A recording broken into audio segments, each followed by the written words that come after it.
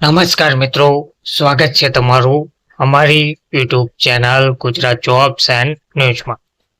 મિત્રો, મળતી માહિતી અનુસાર ડીજીપી વિકાસ સહાય અને જિગ્નેશ મેવાણી આમને સામને જોવા મળી રહ્યા છે.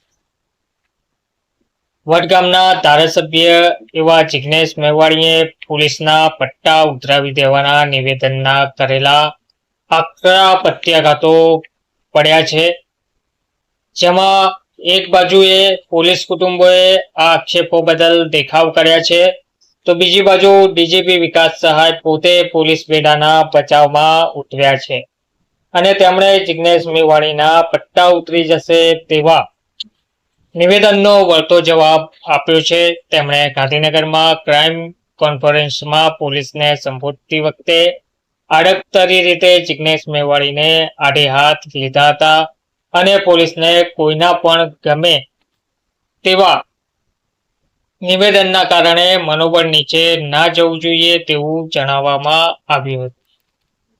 તો જિલ્લા પોલીસ વડાએ જણાવ્યું હતું કે પોલીસ કામગીરી કરતી હોય છે અને તેમાં ભૂલો તો થવાની જ છે, પણ આ ભૂલો બદલ હજુ કોઈને સજા કરવાની હોય તો હું પોતે કરું તો યોગ્ય ગણાશે, પરંતુ કોઈ બહારની વ્યક્તિ આવીને કંઈ પણ કહી જાય તે વાત યોગ્ય માનવામાં આવતી નથી. પોલીસની જે કામગીરી છે તે આપણે જાણીએ છીએ, આમ બધી રીતે અઘરી છે, સતત તલવાર ઉપર લટકતી રહેતી હોય છે, લોકોની સુરક્ષાનું આપણા પર સતત દબાણ હોય છે તેવું તેમને જણાવ્યું હતું. તેમજ પોલીસ વડા ડીજીપીનું નિવેદન ટ્વિટર પર વાયરલ થવાની સાથે જ જિગ્નેશ મેવાણી પાછા મેદાનમાં આવ્યા હતા અને તેમણે જણાવ્યું હતું કે પોલીસ બેડામાં કેટલાય નિષ્ઠાવાન અને પ્રામાણિક કર્મચારીઓ કામ કરે છે અને રાત દિવસ જોયા વગર કામ કરે છે.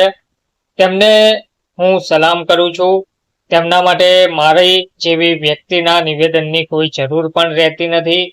તેઓ માટે હું કંઈ પણ બોલું કે ના બોલું તેનાથી કોઈ ફરક પણ પડતો નથી.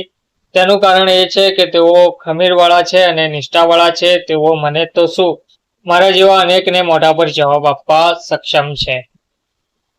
હું તો તેવા લોકોને કહી રહ્યો છું કે તેવા લોકો મને જવાબ આપનારા ડીજીપી પોલીસ સાહેબને ફક્ત એટલું નિવેદન કરી રહ્યો છું કે તેઓ મને ના સાંભળે, પણ તેમનું નિવેદન જે સોશિયલ મીડિયા પર વાયરલ થયું છે તેનું કોમેન્ટ બોક્સ વાંચવાની તસ્દી લેશે તો પણ તેમને રાજ્યમાં પોલીસને લઈને શું સ્થિતિ જોવા મળી રહી છે તે સમજાઈ જશે. તેમને સમજાઈ જશે કે હું જે પણ બોલ્યા હતા તે કંઈ મારો અવાજ નથી પણ લોકોનો અવાજ છે. જિગ્નેશ મેવાણી ફક્ત ધારાસભ્ય જિગ્નેશ મેવાણી એટલા માટે છે કેમ કે તે લોકોનો અવાજ બન્યા છે અને તમે લોકોનો અવાજ બનો છો ત્યારે આપોઆપ તમે જે ભ્રષ્ટ વ્યવસ્થા સામે પડ્યા છો તે તમારી દુશ્મન ચોક્કસ બને છે, પરંતુ લોકો તમારા પડખે હોય છે.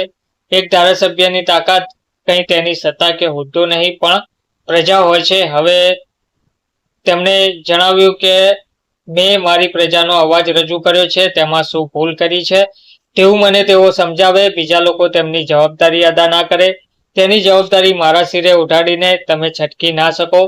આજે મને સવાલ પૂછવાના બદલે જે લોકો તેમની જવાબદારી બજાવવામાં નિષ્ફળ ગયા છે તેમને જો આ સવાલ તમે પૂછ્યો હોત તો મારે બોલવાનો દાડો જ શું કામ આવ્યો હોત તેવું તેમણે જણાવ્યું. તેમજ એક જનપ્રતિનિધિ તરીકે હું પ્રજાનો અવાજ નહીં ઉઠાવું તો કોણ ઉઠાવશે, વધુમાં તેમણે તેવું પણ જણાવ્યું હતું. તેમજ જિગ્નેશ મેવાણીએ સ્પષ્ટ શબ્દોમાં જણાવ્યું હતું કે આજે ગુજરાતમાં દારૂની બંધી માટે જવાબદાર કોણ છે. ગુજરાતમાં ગાંજો હોય, કેફી દ્રવ્યો વેચવામાં મંગાવવામાં આવે છે, તેની જવાબદારી કોની છે. પોલીસ તંત્ર આ બધા સામે કેમ કાર્યવાહી કરતું નથી. દારૂના હપ્તા કોને કોને ત્યાં જાય છે. જો દારૂબંધી હોય તો પછી દારૂ હોવો જ ના જોઈએ, તો પછી આટલો બધો દારૂ ગુજરાતમાં આવે કેમ છે અને આવે છે તો ક્યાંથી આવે છે. ફક્ત દારૂ લાવનારાને પકડાય છે પરંતુ તેની સાથે તે મંગાવનારાને પણ પકડો. જિગ્નેશ મેવાણી કહે છે દારૂબંધીને ચાતરી જતા હપ્તાથી કોના ઘર ભરાય છે તેની ચકાસણી કરો. દારૂના હપ્તાથી કેટલાય પોલીસ કર્મચારીએ 2 ના 4 પાંદડે થઈ ગયા અને કેટલાય તો વિદેશ રવાના પણ થઈ ચૂક્યા છે, તેની પણ તપાસ કરો. માંગ હોય ત્યાં પુરવઠો આવવાનો જ છે. દારૂબંધીની નીતિ જાણે પોલીસને કમાવા માટેની નીતિ હોય તેવું જ દેખાય છે. બાકી રાજ્યના 33 જિલ્લાના પોલીસ કર્મચારી દારૂના અડ્ડાવાળાઓના હપ્તા લે જ છે તે હકીકત છે. કેટલાય તો અડ્ડાવાળાઓના પગાર પત્રક પર પણ છે તેવું પણ જોવા મળી રહ્યું છે. વધુમાં તેમણે તેવું જણાવ્યું હતું. ધન્યવાદ.